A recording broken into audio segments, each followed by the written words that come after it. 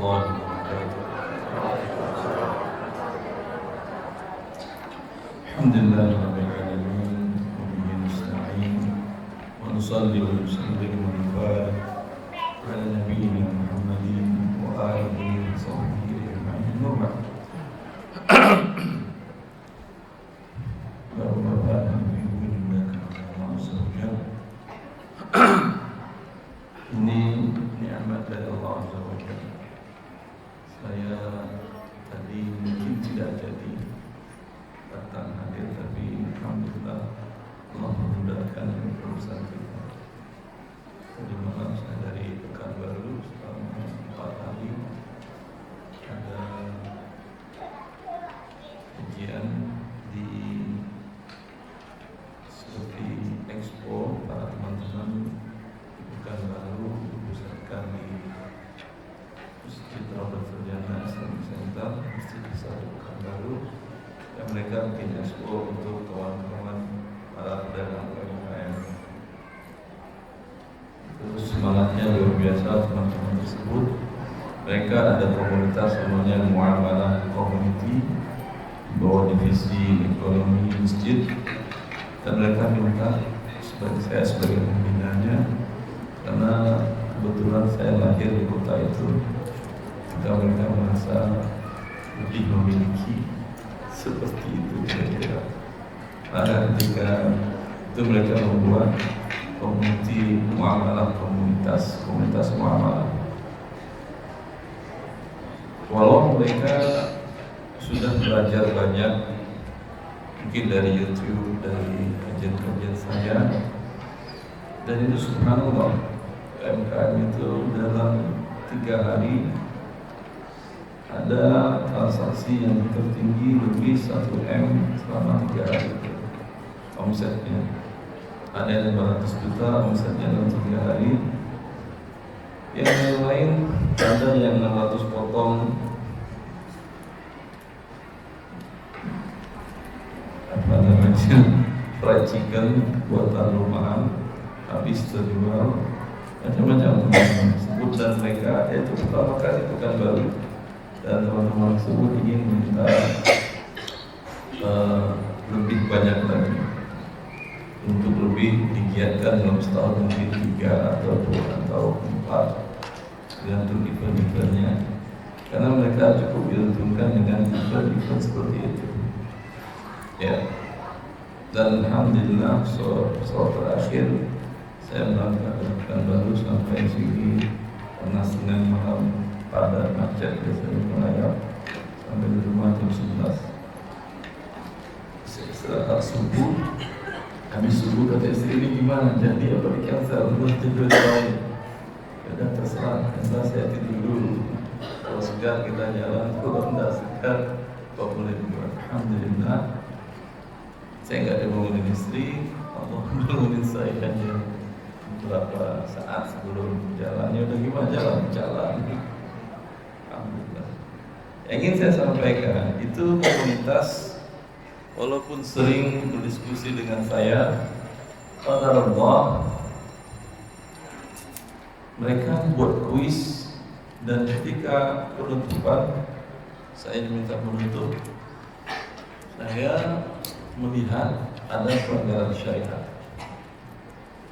Karena di dalam Islam kuis tidak boleh pertanyaannya tentang pertanyaan yang tidak menambah ilmu syar'i, tidak boleh. Kalau kuisnya berhadiah, kalau tidak berhadiah tidak ada masalah. Di antara kuisnya kemarin tentang ada namanya sekolah tinggi Islam Imam Syafi'i. Mereka nanyakan, karena rektornya baru diangkat, dia ikut dalam peserta expo sebagai pendidikan, lalu memberikan hadiah kuis. Kalau mereka ini hadiahnya, berikan kuis kepada para peserta pada saat beberapa saat penutupan saya sudah hadir. Kita menanyakan siapa rektor terbaru Universitas rektor terbaru Sekolah Tinggi Imam Syafi'i Pekanbaru? Mereka jawab Dr. Ali Musri Sembilan Putra. Lalu dapat hadiah emas 1 gram. Ketika penutupan saya katakan, subhanallah, ini teman-teman panitia sudah belajar bahasa Arab, tetapi ternyata masih melanggar ketentuan syariat. Ya, karena Rasulullah SAW mengatakan, la sabaqa illa bi khuffin aw hafirin aw nasir. Tidak boleh mendapatkan hadiah dari perlombaan kecuali perlombaan pacu kuda, pacu unta, dan memanah. Kuis perlombaan atau bukan? Perlombaan, ya. Tapi apakah perlombaan pacu kuda? Tidak, dia kuis pertanyaan. Pacu unta tidak, memanah tidak, yang memanah kuis, menyampaikan pertanyaan dan dijawab.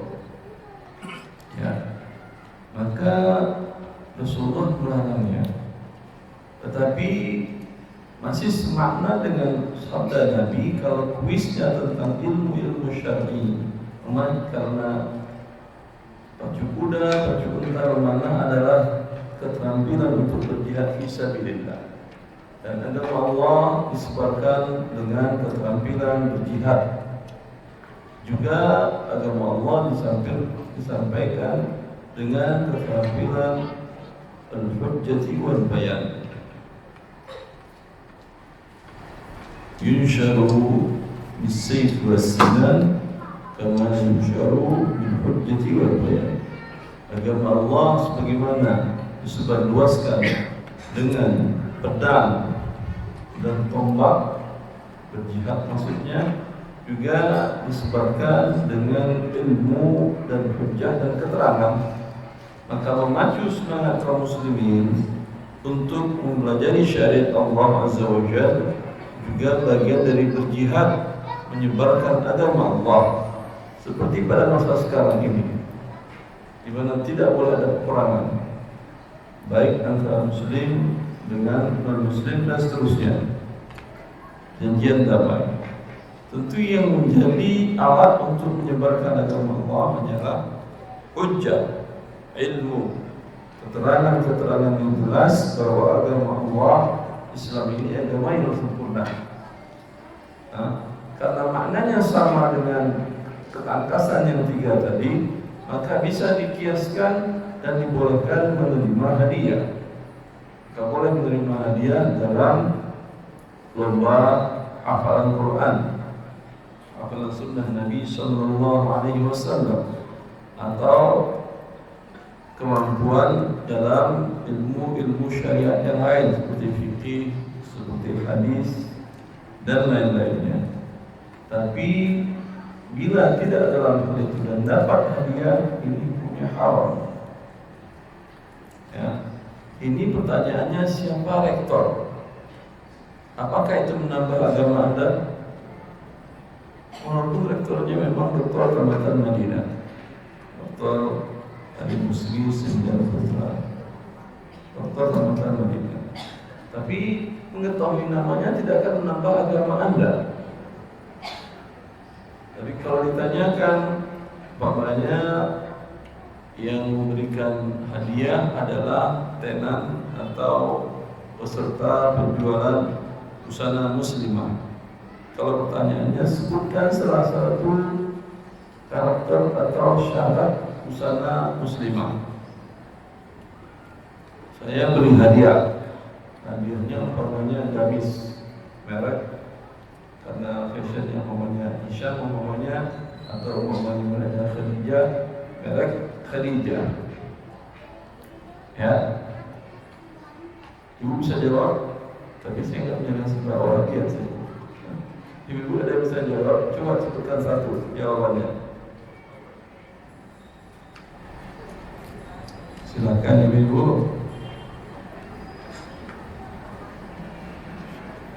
Silakan. 5 yang dijelaskan oleh Syekh. Albani dalam persyaratan juga pakaian muslimah. Salah satu silakan. Gak kedengaran jawabannya, saya nggak bisa ngasih hadiah. Kalaupun kedengaran, saya pun udah punya hadiah sekarang.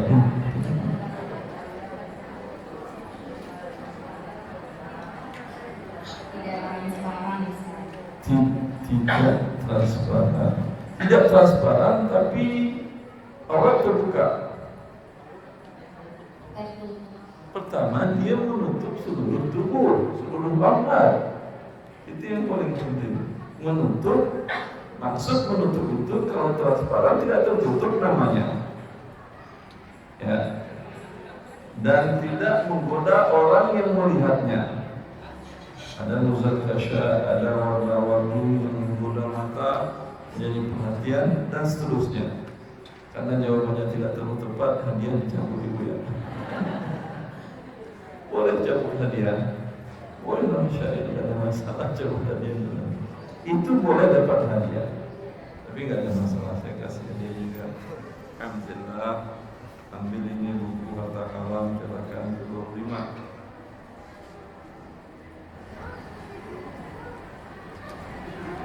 Tertulis Nuskhatul Mu'allif Dr. Al-Wadi Tirmidzi. Ini hadiahnya Ibu. Oh,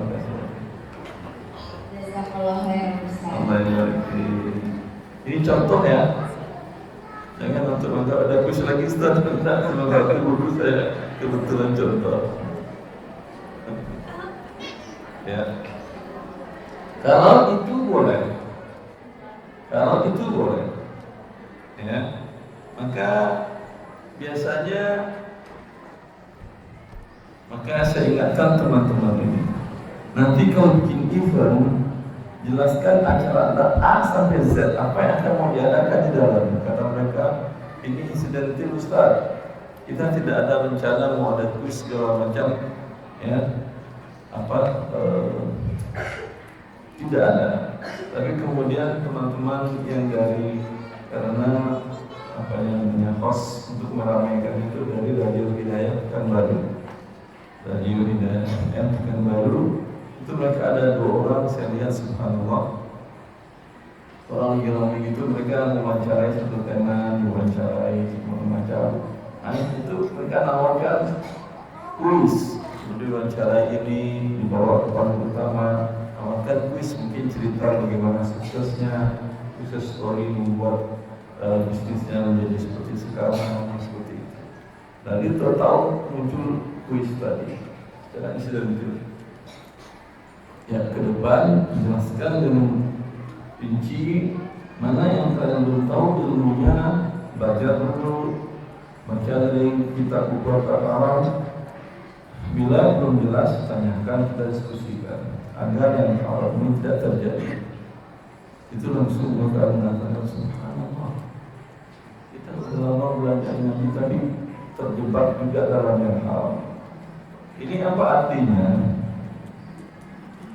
Memang alur kita untuk berdagang, kita mempelajari dulu syariat Allah. Ya, itu alurnya. Sehingga Imam Mustafa bin Manit berkata, An-An bin Malik radhiyallahu ta'ala ketika menjadi khalifah, beliau mengatakan, "Man tajara qabla an yatafaqqaha faqad irtatan bil riba."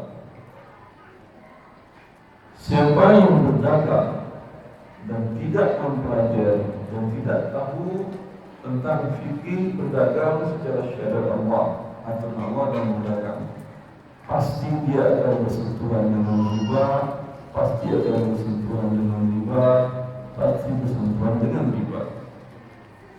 Dan Umar diriwayatkan oleh Abu Dawud dalam Sunan yang pernah berkata dan mengambil kebijakan, la yadkhulu suqana man la yafqahu dinana.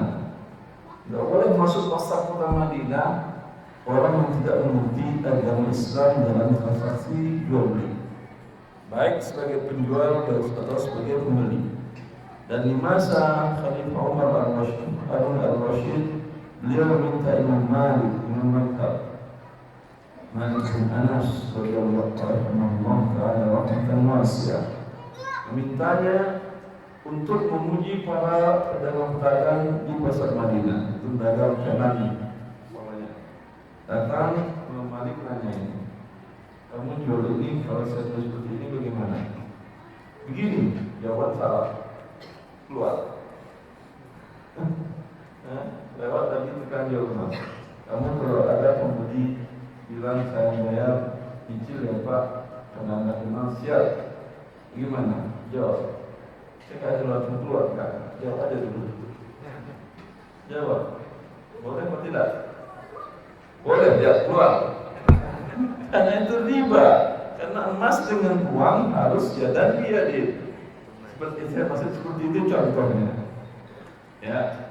Seperti itu dilakukan oleh Harun al-Rashid ketika dia menjadi khalifah, dia minta Imam Malik. Lalu apakah pedagang ini kemudian besok masuk lagi? Justru mereka belajar syariat khusus tentang bisnis mereka. Khusus tentang bisnis mereka. Ya, bisnis emas ada kekhususannya. Kalau emas tak boleh bawa dulu biar besok tak boleh. Yang lain boleh, emas perak tak boleh. Jual beras boleh, bayar dulu bawa besok atau bawa dulu bayar besok boleh. Beras seperti itu. Dan tidak diwajibkan dia mempelajari seluruh fikih muamalah tadi. Karena kalau harus belajar semuanya kapan dagangnya? Tidak selesai saja belajarnya. Tadi aja yang sudah belajar lama jadi salah juga. Seperti itu. Ya. Bukan juga dalam berdagang itu bukan juga mengambil biasanya pepatah para pedagang Tanah Abang itu mereka mengatakan kembalikan dalam Padang. Saya sering kasih kajian di Tanah Abang dahulu belakangan selama pandemi berkurang. Itu mereka mengatakan alam terkembang menjadi guru. Paham? Hah? Ya ada orang Padang. Ada tapi nggak paham kata-kata pepatah begitu. Alam terkembang menjadi guru, artinya gurunya bukan ada sana, ada hadisnya, ada Qurannya, bukan alam. Berguru ke alam. Seperti apa berguru ke alam? Kalau Anda mau berdagang, pergi ke pasar, lihat orang seperti apa, ikutin. Itu maksudnya. Paham? Dan seterusnya. Pergi ke pasar, terjun bersama mereka, lihat gimana aktivitas yang mereka lakukan. Berarti kalau mereka bikin riba, mereka transaksinya ada dan judinya dia juga berjudi dan berbuat berharam. Karena itu gurunya dia. Ya, waktu saya menjelaskan bahwa seorang pedagang penjual tidak boleh menjual barang tertentu yang belum dimilikinya. Ya, Anda punya toko, lalu toko misalnya muslimah. Anda yang beli, dia lihat semua modelnya. Dia ingin model kupu-kupu untuk anaknya. Jubah kupu-kupu tahu?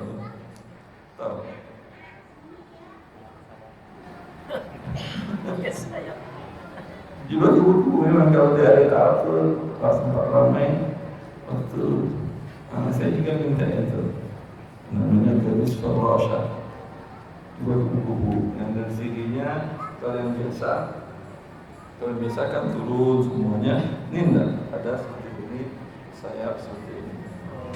Dalamnya kupu-kupu. Nah, model itu dicarinya di toko Anda nggak ada. Dan dia putar nggak ada itu ya. Ya, sebentar. Mau warna hitam pekat, hitam dikit, atau warna coklat, atau warna hitam pekat. Sebentar ya. Disuruh pokoknya pergi ke toko sana. Dia jangan buru-buru bawain ini tuh ada. dia jualkan. Ya,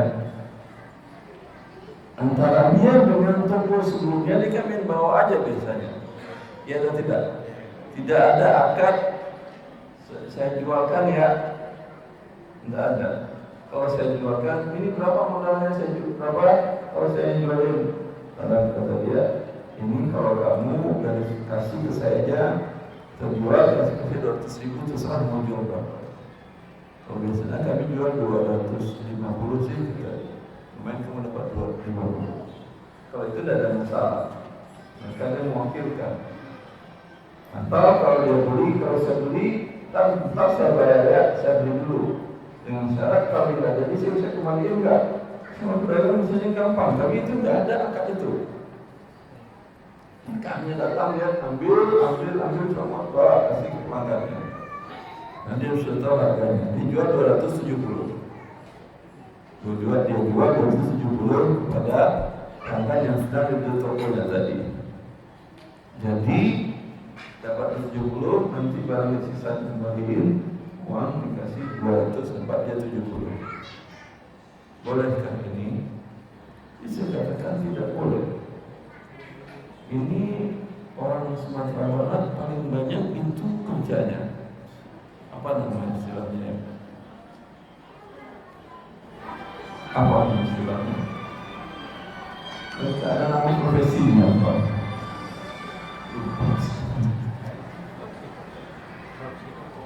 Bukan. Dropship itu di online, kalau ini di offline.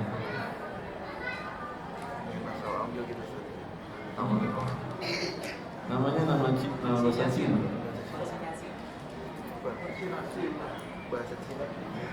Namanya bahasa Kantau. Kantau namanya. Baru pertama dengar itu kan ya? Saya ajarkan istilah nama Kantau. Menantau.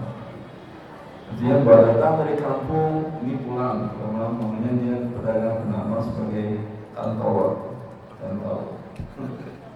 Pulang lalu ngobrol sama keluarganya, sukses kamu, iya udah tuh mobil saya sendiri. Ini lihat istrinya, Masya Allah, pengen dong sama, ayo ya nanti tinggal di rumah saya ajarkan gimana jadi tukang kantau, jadi kantau. Ya, biasanya kerjanya itu para pembeli kan dari luar negeri banyak dari kota-kota lain. Biasanya mereka tinggal di sekitar penginapan di sekitar Tanah Abang.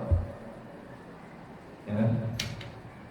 Mereka itu tidak cukup waktu untuk muter-muter di Tanah Abang, itu tidak cukup waktu. Walau 2 bulan dia tinggal di situ tidak bakal dapat. Iya, atau tidak? Antum sehari paling di satu blok A, tapi tidak selesai semuanya. Jalan itu melangkah dikit-dikit belum Pak. Apalagi mau cari-cari barang yang sesuai dengan keinginan Anda yang bagus, repot. Makanya biasanya mereka datang, itu yang kantor ini bawa barang-barang, kemudian yang lagi booming itu dibawa satu rumah kantor, dibawanya ke para buyer ini, baik bayar luar negeri maupun dalam negeri. Jelas? Nanti mereka setuju yang ini berapa mau sekian, ini berapa sekian, udah. Dia minta uangnya, dia pergi beli dan dia kirimkan langsung ke alamat mereka ini. Itu tukang kantor. Ada modal? Enggak ada modal. Dapat untung besar? Alhamdulillah. Halal? Halal atau tidak? Ini di sini butuh ilmu. Maka ketika itu saya katakan ini kantau tidak halal karena Anda menjual barang yang bukan milik Anda. Ini sekarang yang dijualnya kan ini. Buat contoh. Yang ini gamis kuku, ini gamis biasa dengan jenis kain berbeda-beda, warna berbeda-beda, di bawahnya masing-masing satu. Ya, ini namanya bayar dari Timur Tengah. Dari mana-mana ya. Bayarnya dari mana-mana, dari Timur Tengah banyak, dari Afrika yang paling banyak. yang paling penting. Misalkan apa pusat government besar di dunia, apa yang jadi? Ya, ini dia menjualkan barang yang belum dia miliki. Dia menjualkan barang yang belum dia miliki. Rasulullah SAW mengatakan kepada Hakim bin Hizam, ketika Hakim mengatakan, ya Rasulullah, inni abi'u wa ashtari, fama la yahillu li wa ma yahrumu alayya. Qala ya ibna akhi, la tabi' ma laysa 'indak. Wahai saudaraku, jangan engkau jual barang yang belum engkau miliki. Jangan engkau jual barang yang belum engkau miliki. Hakim bin Hizam pertanyaannya bagus. Berarti para sahabat Nabi, mereka belajar dulu dengan Nabi cara berdagang yang benar, atau mereka dagang dulu? Dagang dulu, itu buktinya dia bertanya, ya Rasulullah, datang pedagang kepada saya, berarti dia tidak tahu sebelumnya. Ya, maka kalau anda ingin berdagang secara Islami, ya, anda dagang dulu atau belajar dulu? Belajar dulu kapan dagangnya.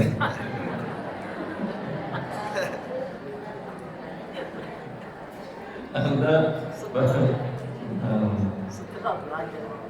Setelah belajar, Pak. Lama belajar lama. Itu yang saya katakan. Orang belajar sudah bertahun-tahun aja tadi salah. Anda mau sampai kapan belajarnya? Ilmu muamalat itu dia berkembang setiap masa. Nanti muncul, dulu pernah ada dengan cryptocurrency. Lalu orang belajar pakai cryptocurrency. Sebentar, saya belum terima ya. Saya dulu belajar dulu fikih cryptocurrency ini halal atau tidak. Dulu nggak pernah orang belajar pakai e-wallet. Sekarang dia mau beli dengan pakai e-wallet.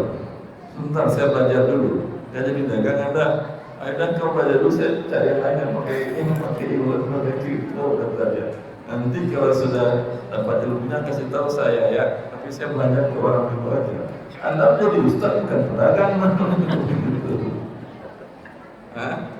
Dagang dulu. Mana yang tidak tahu? Ya, sedang booming namanya tadi masalah e-wallet dengan kripto. Anda nggak perlu belajar, telepon. Ya, ustaz yang ahli dalam bidang ini. Ustaz, sekarang banyak kasus seperti ini. Saya lihat sudah, tapi saya belum ada terima transaksi menggunakan ini, menggunakan kripto dan e-wallet. Bagaimana hukumnya Ustaz? Ustaznya jawab, umpamanya dia mengatakan, kalau e-wallet boleh Anda menjual dan dengan syarat Anda tidak berikan diskon karena pakai e-wallet. Jual dengan harga normal seperti jual dengan orang pembayaran dengan cara yang tradisional atau cara cash atau cara transfer, sama kan? Siap, cuma itu Ustaz? Iya. Jelas kan gampang. Selesai dibaca 2 menit kan ya? Selesai atau tidak? Kalau hadir kajian Ustaz dulu, Ustaz kerja. Kajian saya mari ke Syawal dulu, saya cari kajiannya. Bulan ini tidak ada, bulan ini tidak ada. Berarti selama 2 bulan Anda nggak jualan pakai e-wallet tadi. Keuntungan Anda mungkin berkurang 50 atau 60%. Tidak masalah semua diganti Allah. Betul tidak masalah diganti Allah, tapi tidak begitu juga hidup. Jadi karena fikih berdagang itu ada setelah berdagang dan dia selalu berkembang. Dahulu orang dagang ke pasar seperti tadi. Belakangan setelah pandemi Allah mudahkan orang berdagang tanpa pernah bertemu langsung, menggunakan platform, menggunakan e-commerce. Ya, dan bahkan lembaga keuangan pun sekarang buka rekening bisa tanpa Anda datang ke kantornya.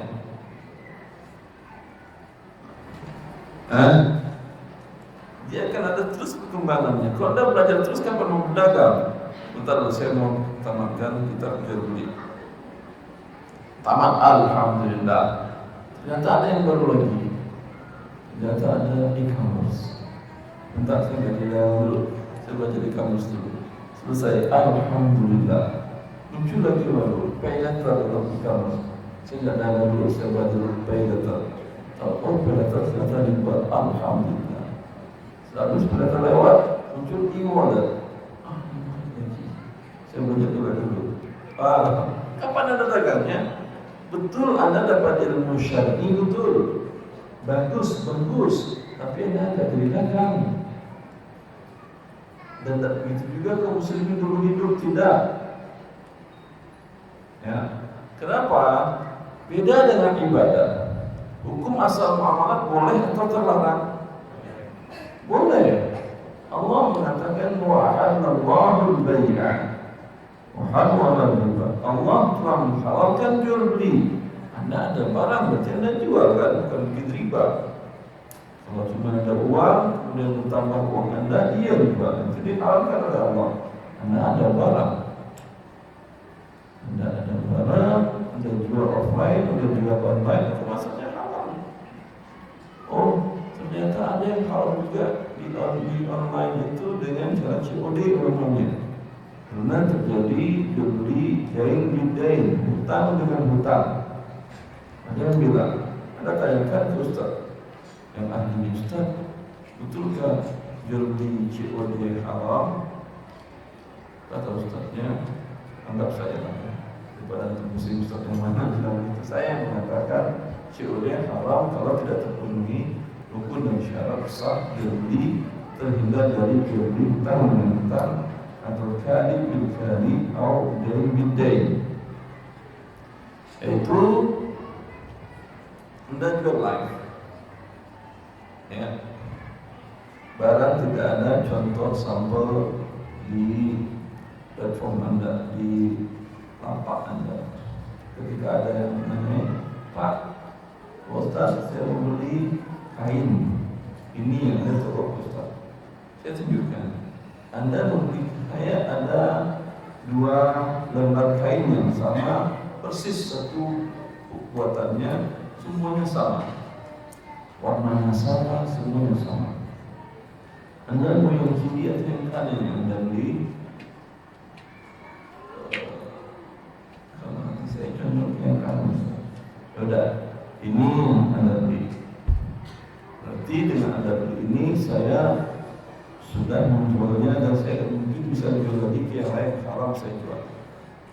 Artinya dibelinya sudah jelaskan ya. Konsekuensinya ini saya tidak bisa jual ke yang lain.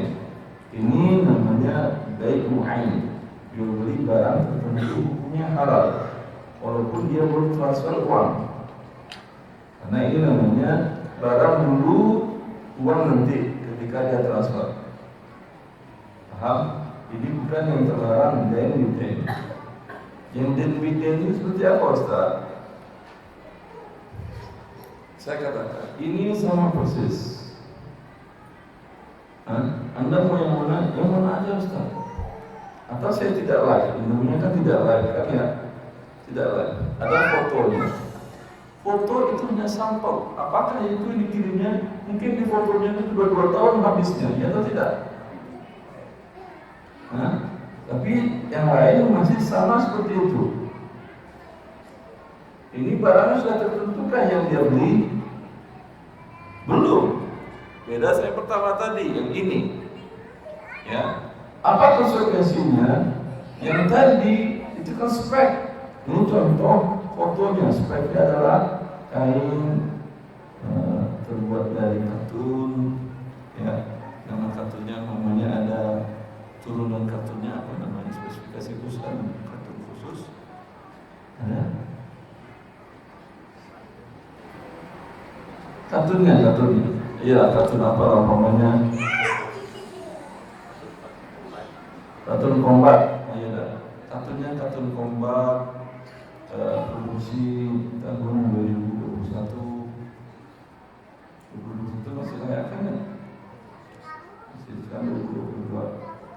Produksi akhir 2021 katun kombat, warnanya ada warna disebutkan warna 123. Ya, ini tidak tertentu. Saya yang seperti itu seperti itu. Ada di gudang saya ada 10 bal, 1 bal per meter, umumnya 100 meter. Saya ada 10 bal. Anda mau beli per meter atau per bal? Saya mau beli 100 meter, kata dia umumnya. Ini 100 meter, saya punya ada 10 bal, dia berarti 1 per 100 dari stok saya. Saya bisa ambilkan dari bal yang 1, bal yang 2, bal yang 3, 4, 5, 6, 7, 8, 9, 10, ya atau tidak? Berarti kan barangnya tidak tertentu. Ya, siap saya katakan. Lalu ada yang beli datang langsung ke saya offline, dia beli 10 balnya itu. Boleh saya jual? Boleh. Boleh. Kenapa? Karena saya kepada yang pertama tadi tidak tertentu. Tidak jelas. Itu namanya jual beli hutang dalam tanggungan. Tapi kalau yang pertama tadi, ini boleh saya jual lagi ini, haram saya jual lagi ini. Jelas? Berarti barangnya hutang, uangnya juga hutang, iya, karena dia nggak cash. Tidak ditransferkannya real time. Paling ditransferkannya setelah perpisahan majelis, dia keluar, saya keluar dari platform, sejam, 2 jam, atau 10 menit, 30 menit, setelah itu baru dia transfer. Berarti terjadi hutang yang hutang atau tidak? Iya, apalagi kalau COD.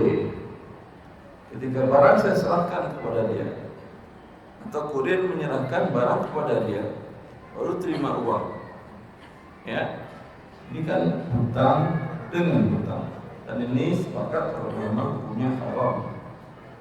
Lalu bagaimana menjadi haramnya? Saya katakan tadi BUM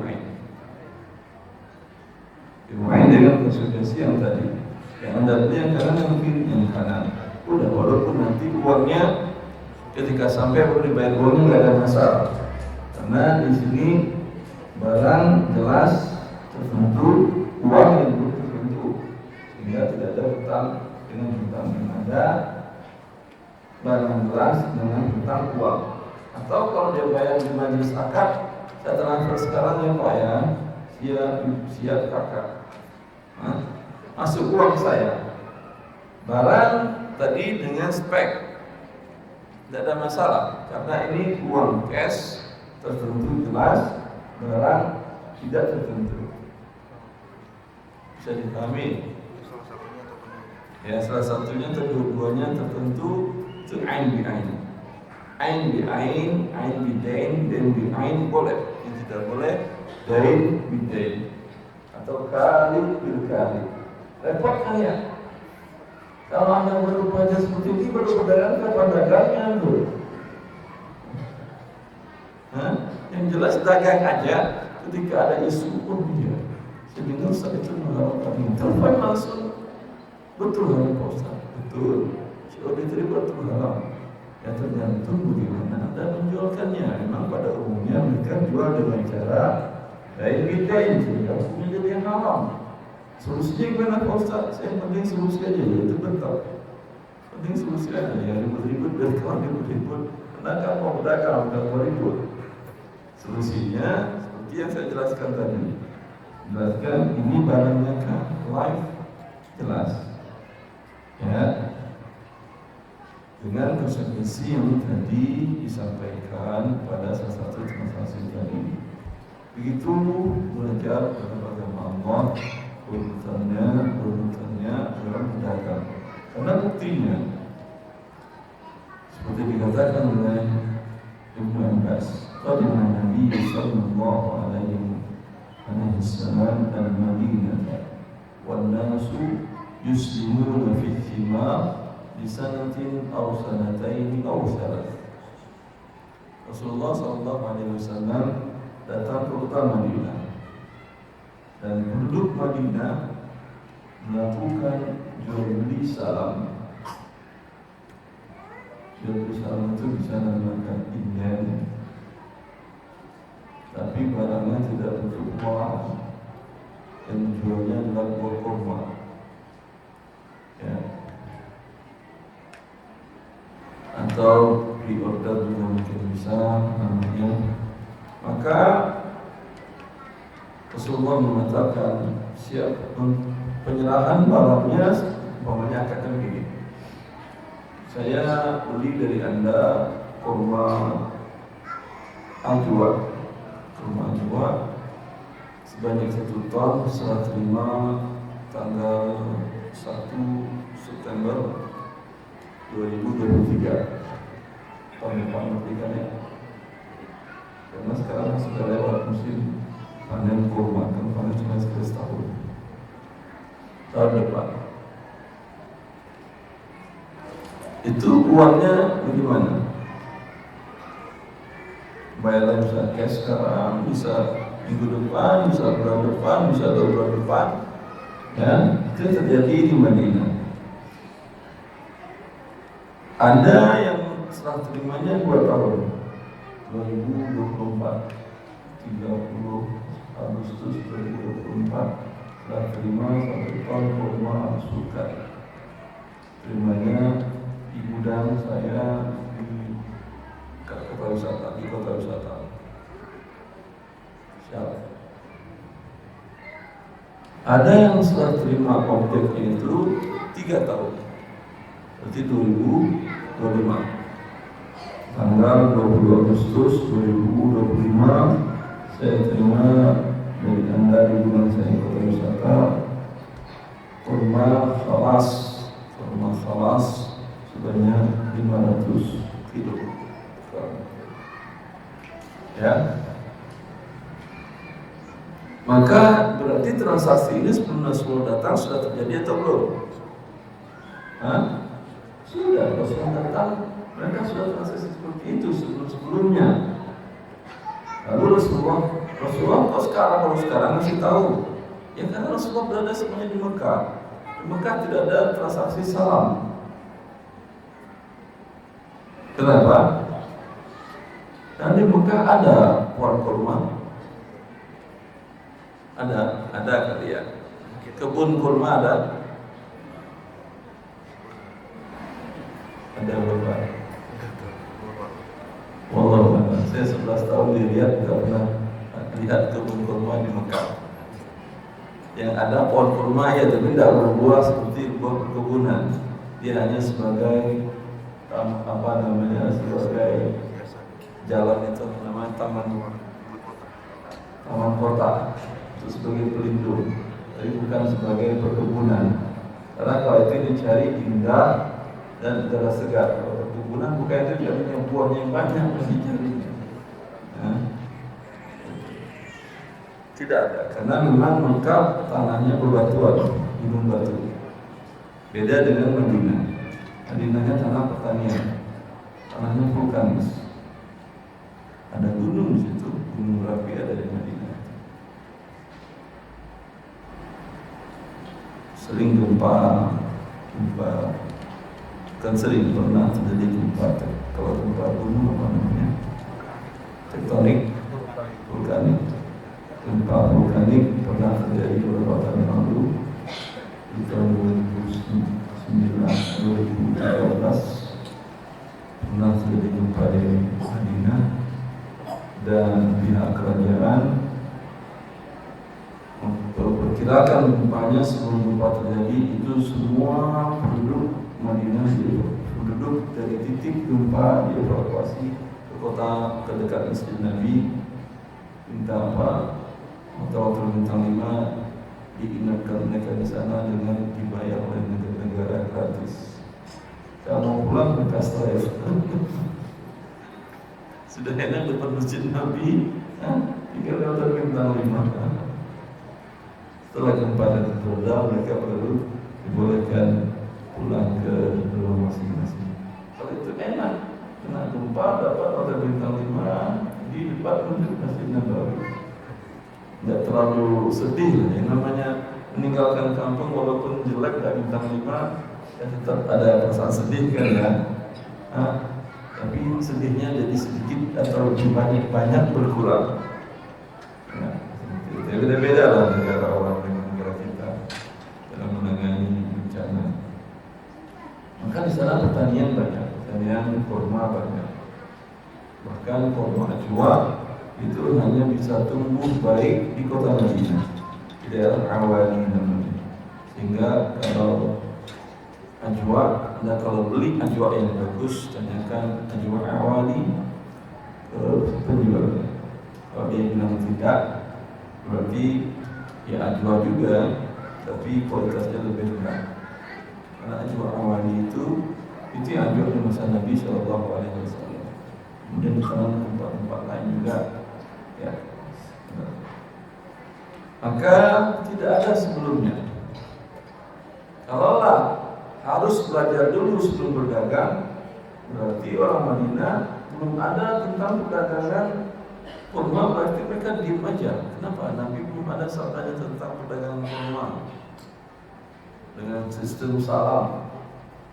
Kalau di kita mungkin sistemnya ijon kali ya. Datang tukang ijon ke kebun Anda, sawah Anda, dibilang, nih saya bayar sekian. Ya, iya atau tidak? Iya atau tidak?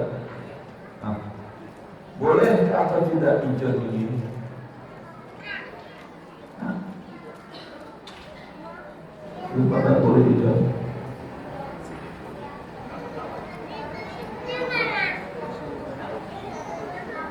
Tidak dengar jawabannya kenapa tidak?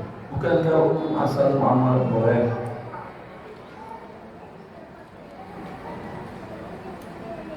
Hijau itu kan kata hijau ya. Nah, nunggu kuning dulu semuanya baru mau dijual. Kalau semuanya nunggu hijau, pasti si petani nggak mau jual, dan pembeli si tukang hijaunya nggak mau beli.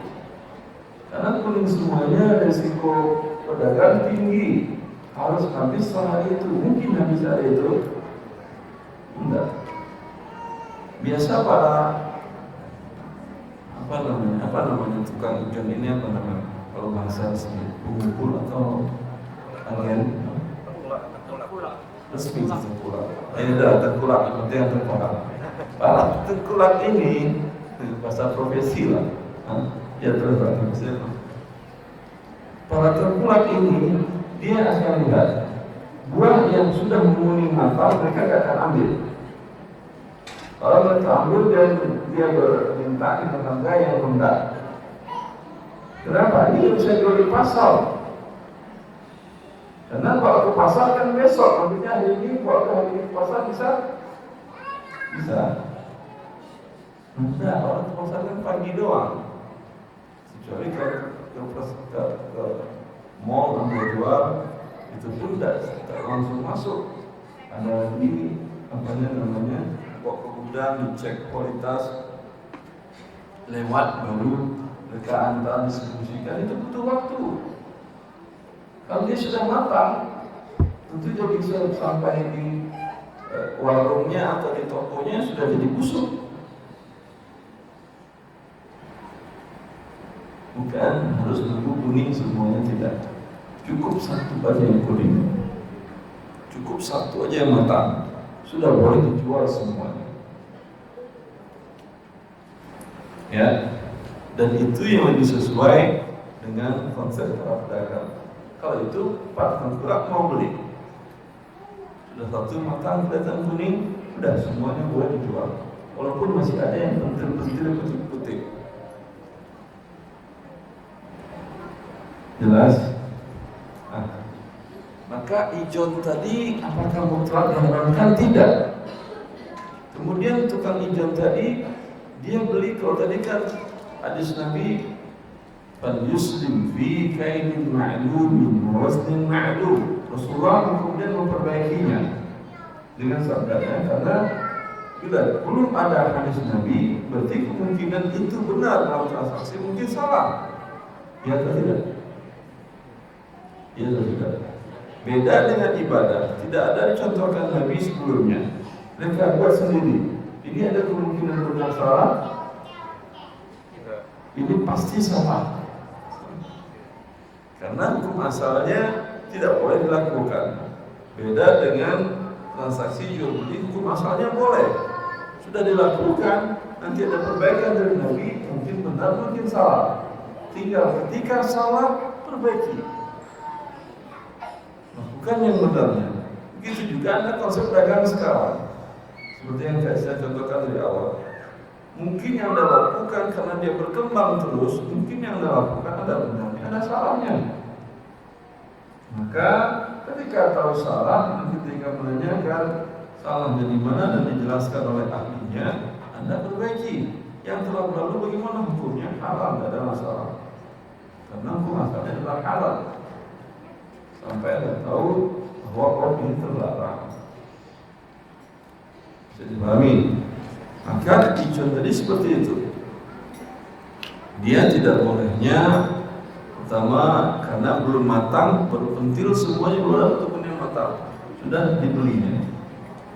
Kenapa pada waktu itu? Kenapa nggak nunggu matang dulu baru dia beli? Kalau nunggu matang dulu dibeli, harganya pasti mahal. Iya atau tidak? Kalau pentil ini nanti spekulasi tinggi. Mungkin si pemilik petani, ya, entar aja dah saya jual ke pasar. Ya, enggak, saya enggak jual ke Anda tukang tengkulak, tukang jual saya enggak jual, saya ke pasar sendiri. Saya untung lebih besar, iya, tapi risikonya juga lebih besar. Nah, Anda buka lapak sendiri mungkin orang beli, mungkin tidak. Karena ini buah-buahan, ya. Maka dan dia pun ingin cepat dapat uang kan, dan risiko masih besar. Tapi kalau ada sapi yang sudah matang, sudah masuk waktunya, maka boleh dijual, ya, boleh Anda jual seluruhnya dengan harga tentu tidak harga standar ketika matang, dengan juga bukan harga pentil semuanya, mungkin dengan harga tengah-tengah. Dan masalah harga dalam syariat boleh sesuai dengan kesepakatan, tidak ada masalah. Tidak terpenuhi hukum dan syarat secara umum. Jelas? Maka dalam salam tadi Rasulullah perbaiki. Setelah terimanya 2-3 tahun, maka kata Rasulullah, fal yuslim fi kailin ma'lum wa waznin ma'lum ila ajalin ma'lum. Rasulullah, maka serahkan uang cash pada saat berakad. Kemudian takarannya jelas, timbangannya jelas, berapa ton, berapa liter, berapa barrel, jelas. Kemudian waktu serah terima harus jelas, karena namanya jual beli, beda tanggal setelah waktu penerimaan membuat harga berbeda. Jelas ini dibolehkan oleh Nabi Sallallahu Alaihi Wasallam. Ada yang mirip dengan ini, hijau tadi agak mirip. Ada lagi yang mungkin sering dilakukan oleh ibu-ibu, tapi ini biasanya ibu-ibu yang menengah ke bawah. Kalau lebaran Idul Fitri, biasanya kebutuhannya tinggi kan ya, daging, tepung, gula, minyak goreng, apalagi telur, apalagi biasanya baju, macam lah tinggi kebutuhannya. Ya, biasanya mereka ada arisan atau bukan arisan, bayar setiap pekan namanya 10.000. Ya, nanti tanggal 25 Ramadan tahun ini terima daging, namanya daging sapi 3 kilo, kambing 1 kilo, sudah 1 paket, minyak goreng 2 liter. Apalagi Bu? Telur, gula, masya Allah. Apalagi? Sirah, masya Allah. Allah barang kita, alhamdulillah. Ayam belum, mungkin mau opor, ayam belum. Ayam 3 kilo, 10.000, 10.000. Ya. Ini apa nama akarnya? Ini kan berarti kasus baru. Sudah pernah ditanyakan ibu-ibu hukum syar'inya? Belum. Tanyakan sekarang. Anda kan sering transaksi ini. di menengah ke bawah sering. Bagi yang menengah ke atas, dia sebagai penjualnya. Ini salam tidak, karena salamnya kata Nabi cash di awal. Ini termasuk jual beli utang dengan hutang, karena barangnya sudah ada. Belum ada. Ya, uangnya ke depan tidak. Kalau ke depan bisa salam, walaupun barangnya belum ada, belum dimiliki. Ini uangnya utang, barangnya hutang, berarti masuk dalam dain atau kali hutang dengan hutang, maka hukumnya haram.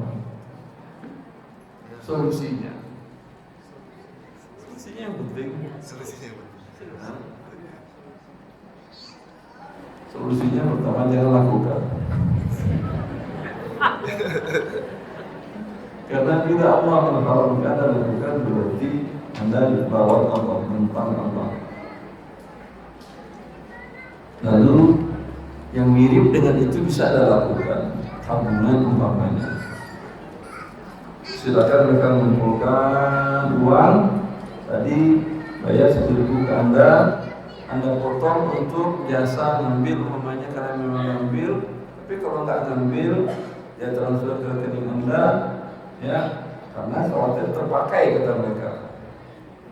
Atau mereka yang nganterin ke Anda, setiap hari Anda catat, pada tanggal 25 Ramadan uang Anda serahkan. Mau beli di saya boleh, di tempat lain juga boleh. Pada saat itu transaksinya. Konsekuensinya apa? Gimana ternyata nggak cukup harga-harga tadi, Ustaz? Ya, nggak cukup harga-harga tadi. Itu konsekuensi. Dan mereka kan maunya cukup. Kalau maunya cukup, bikin salam, bayar cash di awal. Oh, mereka nggak ada uang itu nih, Ustaz. Terus apa solusinya nih? Nggak ada solusi jadi berarti. Tidak ada solusi. Ya. Lalu solusinya apa, Ustaz? Solusinya Anda cari donatur, kasih mereka daging gratis, tepung gratis. Ini kan mereka orang bawa kan ya. Kalau bagi mereka ke atas kan nggak masalah. Naik apapun harga bensin, mobil mereka tetap jalan kok. Tidak diri aja di garasi mobilnya enggak. Maka kalau gitu ya udah. Pada waktunya kan mereka perlu juga Anda jadi mereka nabung. Ternyata nggak cukup, Anda jadikan donatur. Ustaz, kita rencananya kan tadi mau beli daging 3 kilo. Sudah kebayang itu 1 kilo rendang, 1 kilo dendeng, 1 kilo lagi. Stik, yang mahal tapi tidak punya uang. Apa lagi? 1 kilo lagi dari dendeng, rendang, gulai, kari daging. Dagingnya gitu Ustaz. Dan jadi uang segini mendapat segini. Sudah kekurangannya saya carikan donatur. Ini dikasih Anda daging 2 kilo gratis. Alhamdulillah. Karena kalau dari awal Anda bilang, ya udah yang tidak mampu dikasih akan dapat donatur memberikan daging sekian. Itu mereka mau nyumbang nggak?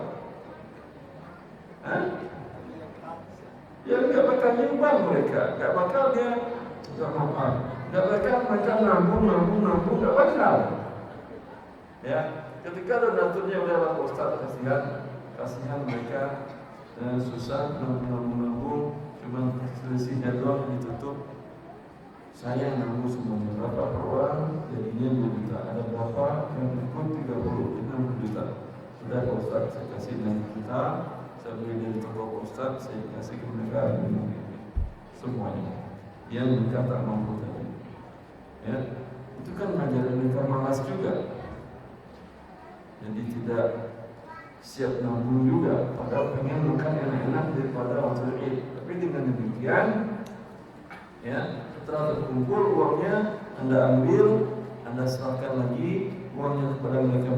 Ada daging 3 kilo, ayam 2 kilo, kemudian ada tepung 5 kilo, ada minyak goreng 3 liter, kan mereka senang jadi luar biasa. Ini pakai uang ibu untuk belanja baju dan lain-lain kebutuhan hari Id atau hadiah untuk anak-anak. Ini yang kebutuhan pokok Id sudah ada dengan itu.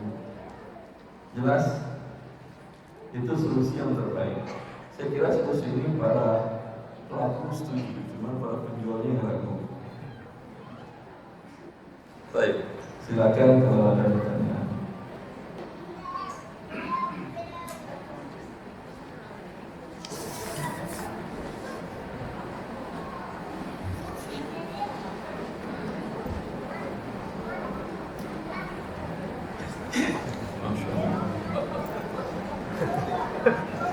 Cari solusi semua.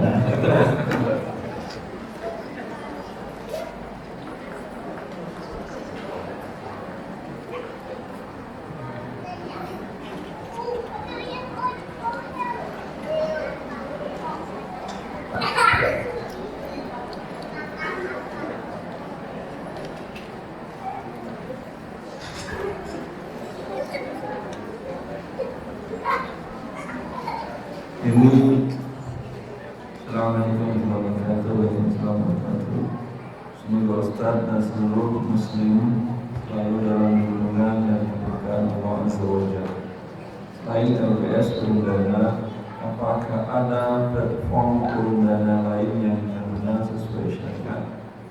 Apakah platform Urun Dana Syafiq dan Alami sudah sesuai syariat? Jazakumullah khairan Ustaz.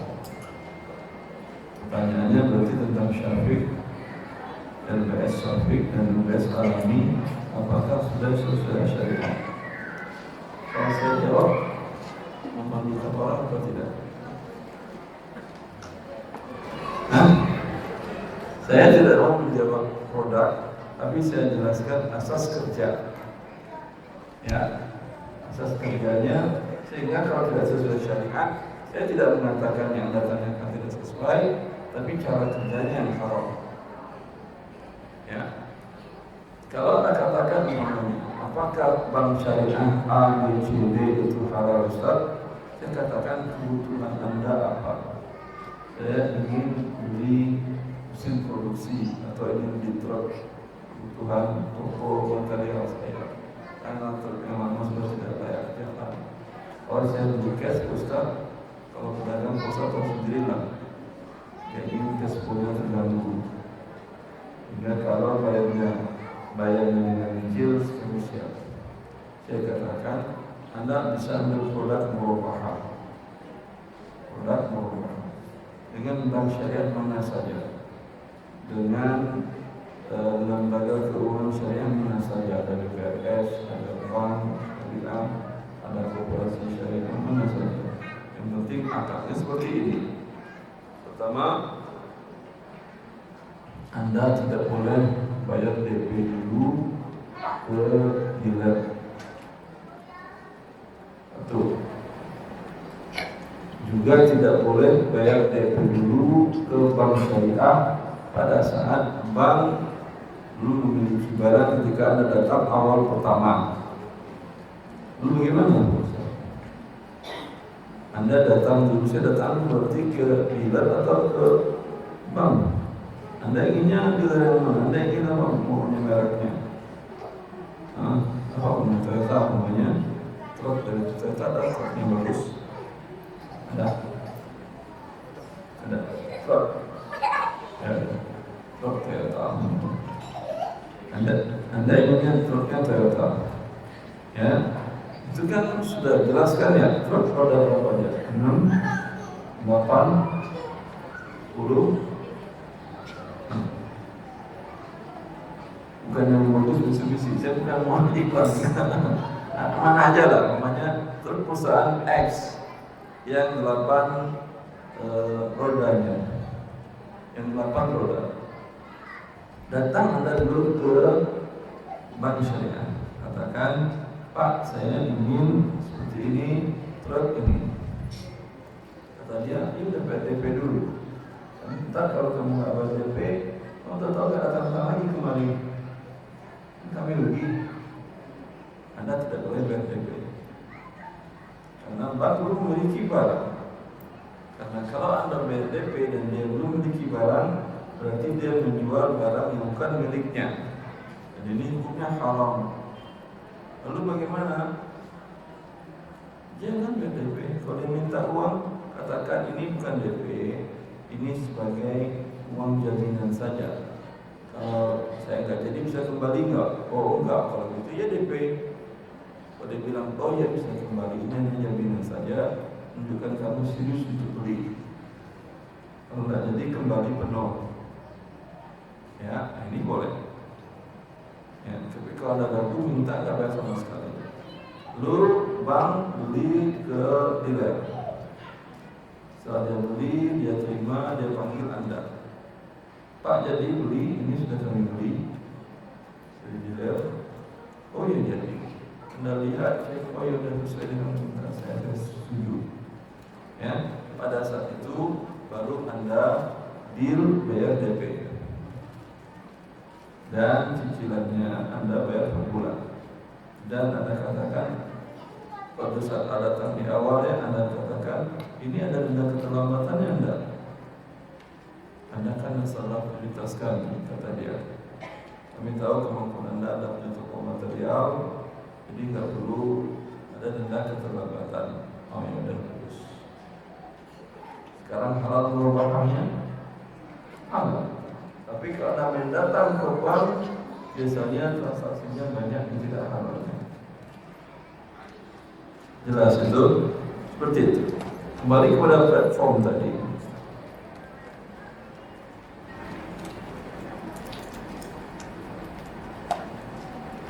Yang jawab pertanyaan ada dia yang pertanyaan. Yang jawab pertanyaan. Ini kami laki-laki. Masya Allah.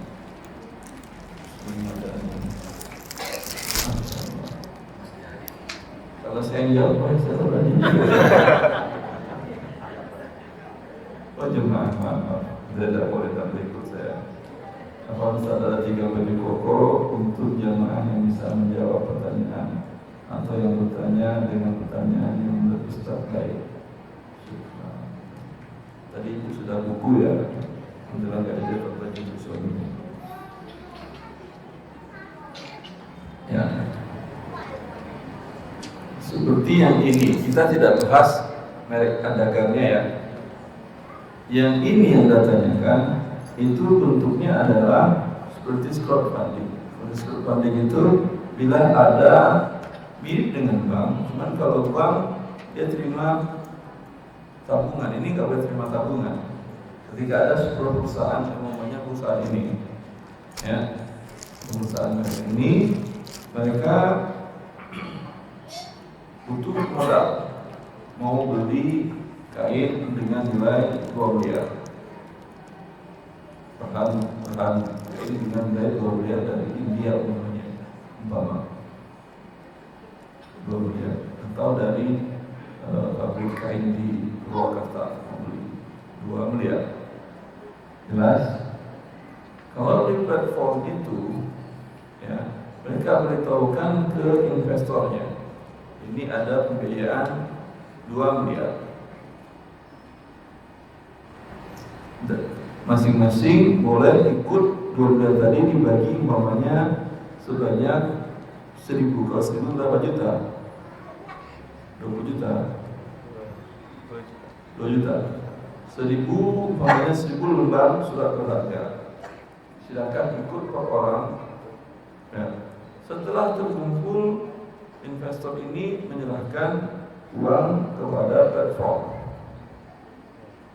Lalu platform menyerahkan uang kepada si, saya nggak sebut mereknya, ternyata riba nanti kan kasihan mereknya jadi jelek, kepada konveksi atau merek dagang yang busana muslim ini untuk beli sendiri dan kasih margin. Paham? Dengan akad wakalah. Ini dana investor kami wakilkan kepada Anda untuk beli baju dengan 2 miliar, nanti kami jual ke Anda dengan 2 miliar dan kami jual ke Anda 3 miliar berarti bayar dalam waktu tempo sekian menjadi berapa dia? Untungnya 1 miliar tadi, jadi 3 miliar kan ya, berarti pengembangnya naik menjadi 3 juta. Jelas? Ya. Ini bolehkah? Ini murni riba. Ini murni riba. Ya. Kalau saya tidak iklan juga.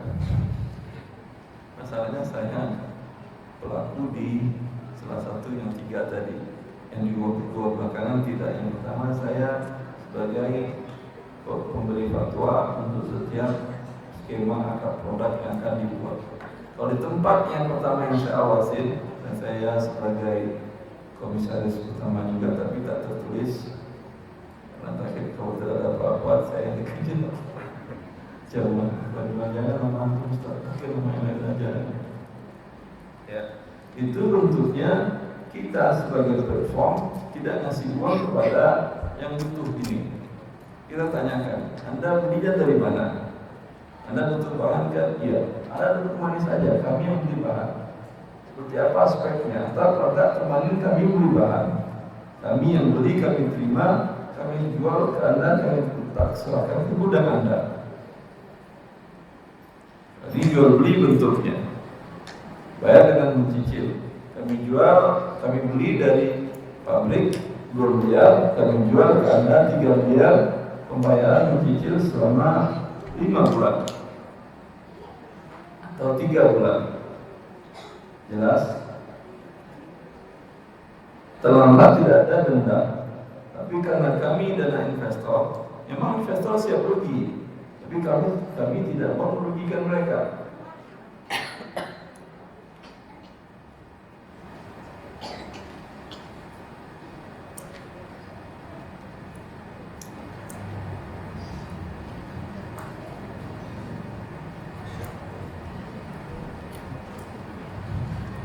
Kami biasanya minta barang sebagai agunan atau jaminan senilai lebih 2 miliar, mungkin sertifikat tanah, ya, mungkin si perusahaannya, kalau tidak punya si perusahaannya, ya, dan lain-lainnya yang aman.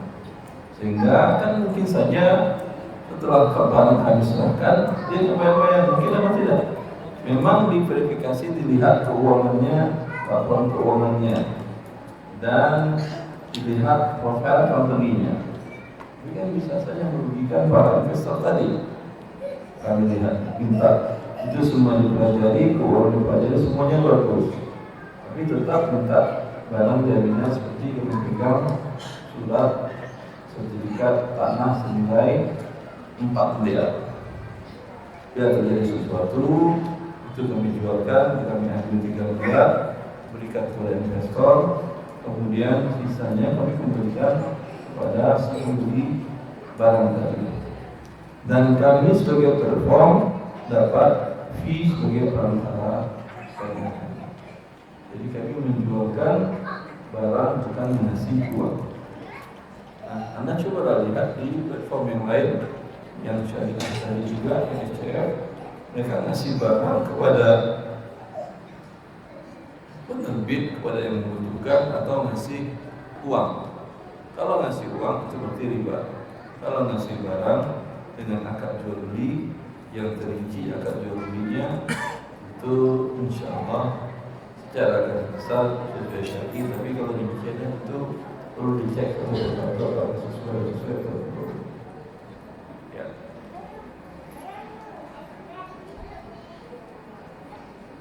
Skema yang saya sampaikan tadi akadnya apa?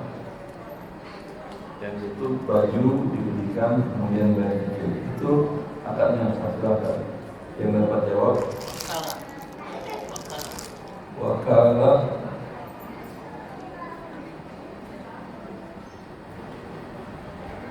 Tidak. Yang lain? Mudharabah. Tidak. Ini tebak-tebakan. Nanti pas itu nanti ada jawaban terakhir. Kalau enggak nanti kita cabut lagi. Silakan. Bisa. Kot. Salam. Fort salam. Satu lagi lah terakhir.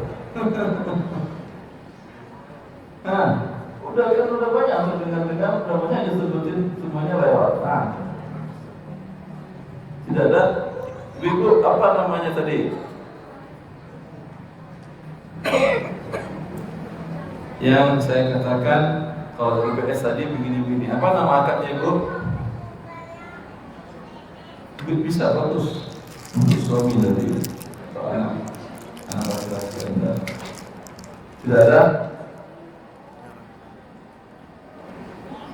Ya, lewat. Muromah. Kan dia tidak ikut tahu harganya 2 miliar kan ya? Minta marginnya tadi 1 miliar kan ya? Hah? Iya atau tidak? Nah, itu namanya muromah. Saya menyebutkan modal dan disepakati labanya marginnya. Tapi mohon maaf kepada akhir yang ngasih hadiah, mana tadi beliau? Yang itu mana? Boleh kita kasih bapak yang jawab banyak tadi akadnya, walaupun karakter. Boleh? Silakan bapak. Ini salah satu. Boleh tukar nomor nggak? Pesan pimpinan tadi nggak? Jadi tak mengenal. Oh, Masya Allah. Ya.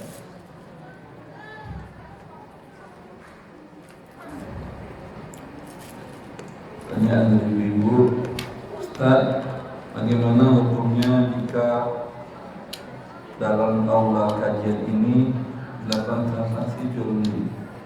Tempat ini juga disewakan untuk acara resepsi pernikahan. Dan bagaimana hukumnya jika tempat ini pula dilakukan salat tahiyatul masjid? Karena tempat ini dikatakan aula. Mohon nasihatnya jazakallahu khairan. Di atas masjid kan ya? Sebentar. Ini ada DKM di sini? Ada? Tidak ada.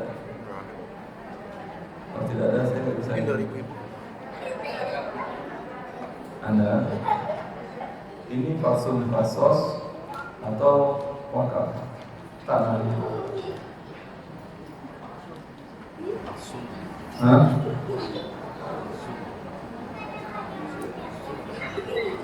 Kalau fasum dia bukan masjid. Tapi boleh sholat, ya boleh sholat. Yang makan tidak wajib di masjid saja. Karena yang masuk masjid al-ardul musabbaratu liqam shalawatil khams. Tanah yang diwakafkan untuk mendirikan sholat 5 waktu. Itu yang masjid. Ya. Kalau mau berdagang atau pernikahan boleh. Memang Allah ada. Memang fasum tapi dibenarkan bagi mereka menggunakan lantai atas untuk sholat 5 waktu kan begitu, dan tidak diwakafkan yang lantai atas kecuali kalau lantai atas diwakafkan. Tanah tidak diwakafkan dengan fasum fasos, tapi lantai atas diwakafkan untuk mendirikan sholat 5 waktu. Itu di lantai atas berarti tidak boleh sholat di masjid, tidak boleh berdagang, tidak boleh berjualan, tidak boleh resepsi pernikahan, nikah boleh. Akad nikahnya tidak ada masalah. Bisa dipahami? Allah.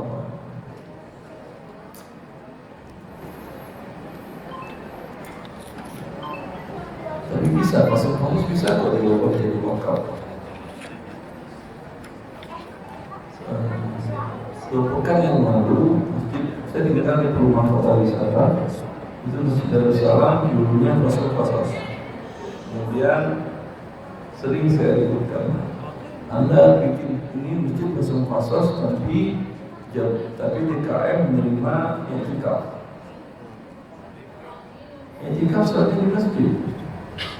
Karena Allah mengatakan, wa antum aakifuna fil masajid. Kalian beriktikaf di masjid. Allah mengatakan masjid harus milik Allah. Wa anna al-masajida lillah. Masjid milik Allah. Kalau kosong beli Pemda. Kalau milik Allah tidak ada yang menguasai. Pemilik sebelumnya sudah memberikan untuk Allah.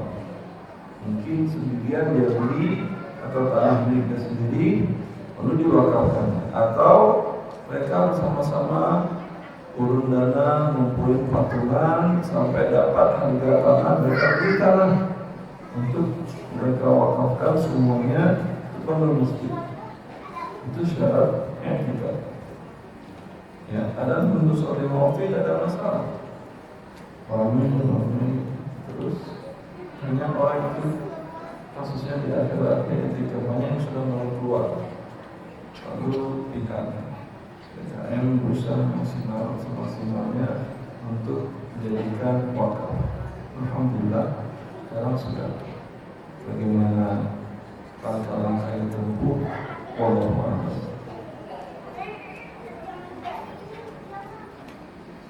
Ustaz, bagaimana kalau kita menyimpan dolar saat dolar tinggi, ibaratnya kita jual, boleh atau tidak, Ustaz? Kalau Anda ingin menyimpan, beli simpan, itu berapa dolar yang ribu? Juta apa? 10 juta dolar? Hah? Berapa? Kalau dibeli hanya untuk kebutuhan, pas anak namanya, atau Anda ingin ibu anak kuliah di luar negeri, atau disimpan untuk umroh, ya, itu paling 2.000, 3.000, 7.000, paling ada masalah. Jika naik Anda jual. Tapi kalau ada 1 juta dolar Anda simpan, itu akan mengguncang ekonomi Indonesia. Sekarang kan Indonesia lagi pusing. Ya. Dolar Indonesia dikit, sedangkan utangnya bayar pakai dolar. Itu apa yang akan terjadi? Gagal bayar, bayar bunganya nanti lebih mahal lagi daripada bunga awal. Kan rusak negara. Ya. Dan memang tujuan uang bukan untuk disimpan. Tujuan uang memang dibuat bukan untuk disimpan. Tidak disimpan, rusak, pergerakan ekonomi negara tadi. Saya ulangi, kalau cuma sedikit berarti tidak ada masalah. Sesuaikan dengan kebutuhan.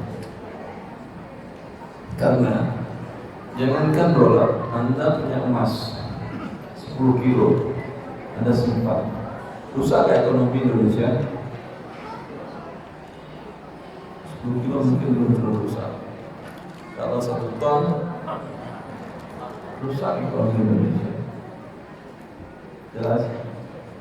Ya. Keuntungan Anda pun bagi Anda apa untungnya? Coba, ini dalam kasus dolar atau emas ini, apa untungnya bagi Anda menyimpannya? Hah? Naik nggak bakal dia naik. 1 ada simpan tetap 1, sekilo ada simpan tetap sekilo, jadi 2 kilo dia. Apalagi kalau dolar 100.000 Anda simpan 1.000 lembar berarti 100.000 dolar.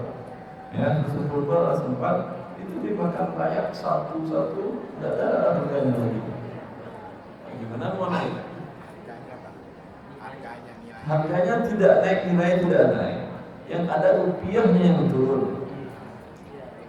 Emas kambing di masa Nabi 4,25 gram emas atau 1 dinar. Sekarang berlalu 14 abad, Anda punya 4,25 gram emas. Dapat kambing kurban? Kambing nggak naik, emas nggak naik. Kalau Anda konversikan ke rupiah, iya, rupiahnya turun, kambingnya segitu-gitu aja kambing. Jelas?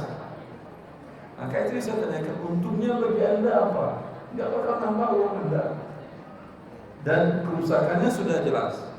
Kalau besar ya, kecuali tadi kebutuhannya adalah untungnya apa?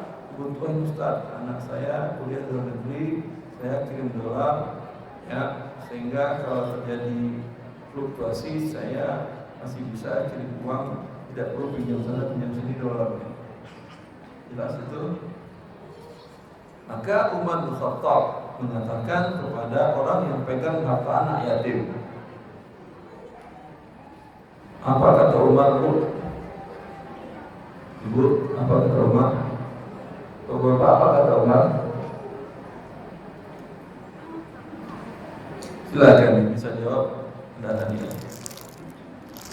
Saya pengen jawab juga. Sudah berlalu atau belum? Hah? Bahasa Arab bagus, bahasa Indonesia boleh.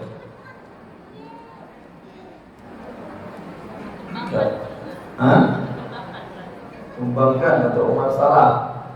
Umar jangan kembangkan. Itu menukil secara makna salah.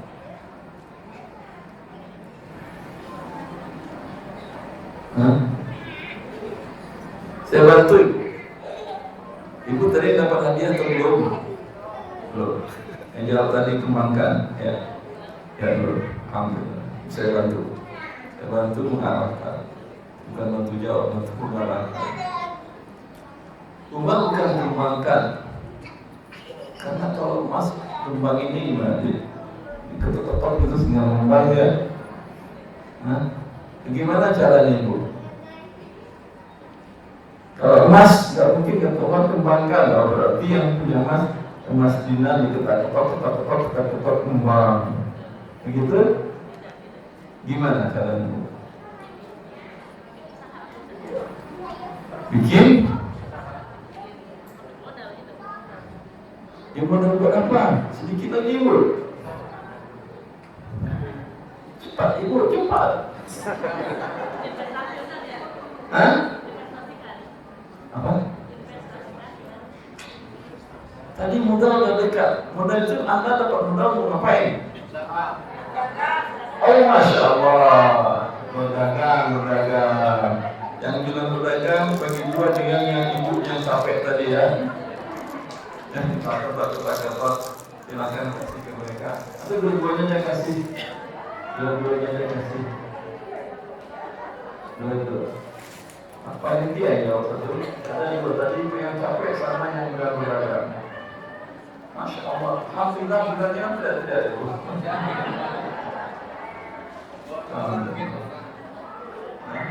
Bapak satu ibu dua menang bapak. Umar mengatakan ittajiru amwalal yatama la ta'kulha shadaqah. Harta anak yatim yang ada di tangan kalian itu dagangkan agar tidak habis dimakan zakat. Ya, kalau Anda nyimpan emas, nyimpan dolar, emas lebih aman. Itu sampai rusak. Terkena zakat atau tidak? Berkurang 2,5%. Anda punya seseorang wafat meninggalkan harta warisan ke anaknya 10 emas. Setelah 1 tahun, anak itu jadi umurnya baru 7 tahun. Berkurang 2,5%, 25 gram. Tahun ke-8 umur anak berkurang 25 gram, sudah 5 gram berkurang dari 1000. Tahun selanjutnya berkurang lagi, ya mungkin tidak 2,5 lagi, mungkin 2,4 sekian. Berkurang. Ya, sama juga ini 4 dolar dengan emas berkurang. Tapi kalau kita dagangkanlah, jadi uang ini emas tadi jadi dibeli barang, beli umpamanya kurma, gandum, beli di suatu kota di beberapa kota yang lain, atau dibuat pertanian ditanam. Ini yang 1 kilo emas dalam setahun bisa jadi 2 kilo apa tidak? Bisa, umumnya seperti itu. Jadi 2 kilo. Keluar zakatnya 2,5%, baru 50 gram. Sisa 1995 gram. Iya atau tidak? Tadi Berarti berkurang nggak harta warisan? Bertambah. Jelas. Berarti menyimpan emas, menyimpan dolar sesuatu yang bermanfaat bagi Anda atau tidak? Hah? Tidak. Nah, makanya lakukan. Jelas. Kecuali ada kebutuhan seperti yang tadi. Ini pertanyaannya.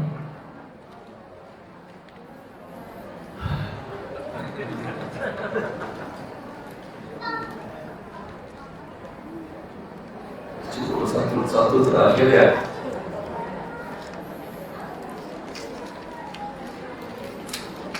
Apakah boleh transaksi jual beli emas logam mulia dengan akad wakalahnya dengan suami? Uang dari konsumen ditransfer ke rekening suami, lalu suami melakukan akad dengan istrinya. Artinya si istri menjual emas, gitu kan ya. Lalu karena ini online, Anda katakan, Mas, saya nggak jual emas online. Terus gimana caranya? Ibu transfer ke rekening suami saya, akad wakalah, nanti suami saya yang membeli kepada saya emas. Setelah itu nanti suami saya mengantarkan ke mengirimkan ke ibu. Seperti itu kan ibu, maksudnya ini saya kira ya. Apakah orang mau mewakilkan ke suami Anda? Ada yang mau itu, mohon maaf, warasnya itu berkurang. Dia sama suaminya kan sama. Akan menguntungkan istrinya, bukan menguntungkan si pembeli.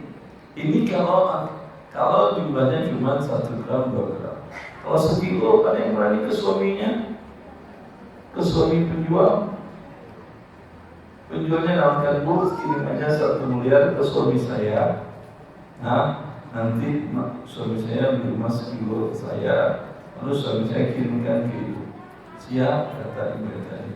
Lalu kata suaminya, alhamdulillah 1 miliar, kita bercerai ya. Ada lagi 3 yang kayak kamu. Ada rugi, si pembeli rugi. 3 ini kamu pedagang emas, 3 dapat 3 udah bagi. Ya enggak lah ibu, antara suami dan istrinya sama. Maka ini akal-akalan. Khawatir Allah balas dengan akal-akalan. Seperti Yahudi ketika mereka nakal di syariat, Allah berubah mereka akal-akalan milik manusia, yaitu kerak. Karena syariatnya akal-akalnya Allah kasih sesuai dengan akal-akalannya. Ya, mirip manusia tapi kerak. Mirip transaksi halal tapi riba. Jelas. Bagaimana hukumnya berdasarkan akad jual beli emas tersebut dititipkan ke penjual terlebih dahulu? Dan batasnya sampai kapan pertemuan tersebut ya? Kalau dia belinya offline dan serah terimanya tunai, dititip ke penjual. Kalau penjual mau terima tidak ada masalah. Sampai kapan terserah penjual. Karena dia yang menjadi beban, jadi punya titipan. Kemudian, Assalamualaikum Waalaikumsalam. Suami Ana meminjamkan uang kepada temannya via transfer. Teman suami Ana pada saat membayar hutang, bayarnya pakai hutang listrik, senilai uang yang dia pinjam ke suami Ana. Padahal kami butuh uang untuk dipakai keperluan kami. Yang mau Anda tanyakan hukumnya gimana? Jika bayar hutang dengan surat listrik yang nilainya sama dengan jumlah hutang, itu namanya bukan bayar hutang. Tukar uang dengan token listrik. Token listrik biasa, bukan uang. Token listrik bukan uang. Dia biasa. Boleh diperjualbelikan? Boleh. Boleh sama, boleh lebih, boleh. Umpamanya dia berhutang 1 juta, dia bayar token listrik 1 juta, status, tidak ada masalah. Karena token listrik bukan uang, sama dengan pulsa bukan uang. Buktinya Anda mau makan bayar pakai token listrik, mau dia? Tidak mau dia, berarti dia bukan uang. Kalau dia uang dia wajib mau, kalau tidak dia di penjara. Dia jasa.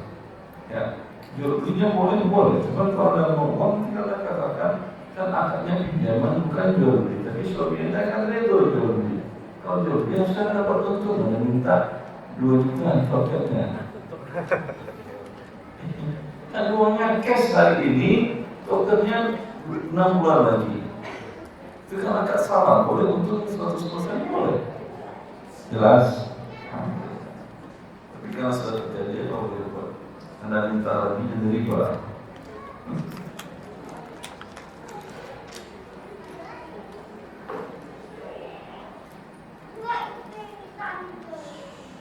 Saudara saya, suaminya masih bekerja di bank riba, tapi istrinya sudah mengaji.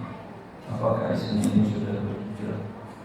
Istrinya sudah berhijrah, tapi tentu agar berbagai hijrahnya sempurna, hanya suaminya berhijrah. Seperti Zainab. Zainab anak Nabi SAW, dia berhijrah sendirian karena suaminya masih dalam agama kaumnya. Ya. Dan kemudian dia pun ikut perang Badar, suaminya itu, termasuk yang ditawan, termasuk yang tertangkap. Ya. Zainab sangat cintanya dengan suaminya, bagaimanapun juga walaupun kafir, tapi aku mesti mencintai. Maka Zainab mendapatkan kalung dari ibunda kita Khadijah sebagai hibah dari ibunya Rasulullah SAW. Maka ketika orang-orang ketika Rasulullah meminta tebusan yang ini, yang ketika perang Badar yang ketangkap, keluarganya boleh ngambil dengan tebusan uang sekian emas, sekian gram emas, masing-masing datang. Maka Zainab datang membawa kalung ibunda kita. Dan ketika kalung itu ada di antara yang lain, maka Rasulullah SAW sebagai manusia biasa beliau terharu. Ingat ibunda kita Khadijah. Nah, kemudian Rasulullah mengatakan kepada para sahabatnya, ini adalah kalung Khadijah radhiyallahu anha yang dibawa oleh Zainab untuk menebus suaminya yang jadi tawanan. Apakah kalian redha kalung ini yang aku kembalikan kepadanya dan aku bebaskan suaminya? Para sahabat menjawab, redha ya Rasulullah. Lalu Rasulullah SAW membebaskannya dan kalung dikembalikan kepada anaknya Zainab. Mereka pulang. Kemudian sampai suatu ketika mereka berumah tangga dan suaminya masuk Islam, sehingga kesempurnaan hijrahnya anak Rasulullah Zainab menjadi lengkap. Maka hidup memang begitu. Tidak selamanya kita hijrah, suami hijrah, orang tua hijrah, keluarga hijrah. Tidak. Allah Azza wa Jalla mempunyai hikmah dan rahasia dalam diri kita masing-masing. Ada yang seperti itu, ada yang tidak. Hikmahnya Allahu a'lam, banyak hikmahnya. Mungkin dengan begitu pahala Anda akan bertambah untuk mendakwahi orang-orang yang dekat dengan Anda agar mendapatkan kebahagiaan yang sama dengan Rasulullah. Wallahu a'lam. Ustaz, bagaimana hukum games Islami asalnya berapa ya? Cukup terakhir. Ustaz, bagaimana hukum games Islami sebagai sarana belajar dan menambah ilmu pengetahuan Islam dengan modal permainan seperti monopoli, namun tanpa menggunakan dadu untuk menentukan langkah. Menggunakan kartu langkah, apakah permainan ini diperbolehkan dengan mengganti dadu dengan kartu langkah? Apakah ini termasuk mesir yang diharamkan dari dadunya? Apakah boleh dadunya atau bagaimana Ustaz? Dadunya jelas diharamkan. Itu Rasulullah dalam Sahih Bukhari mengatakan, "Man la'iba bin syir faka'annama ghamaza yadahu fi lahmil khinzir wa damihi." Siapa yang main menggunakan dadu sudah ada di masa Rasulullah, bagaikan orang yang memasukkan tangannya ke dalam daging dan darah babi untuk dia makan. Ya. Tetapi dadu diharamkan karena zatnya atau karena ada maknanya. Karena ada maknanya, itu untung-untungan tadi. Nah, Islam tidak boleh untung-untungan tadi.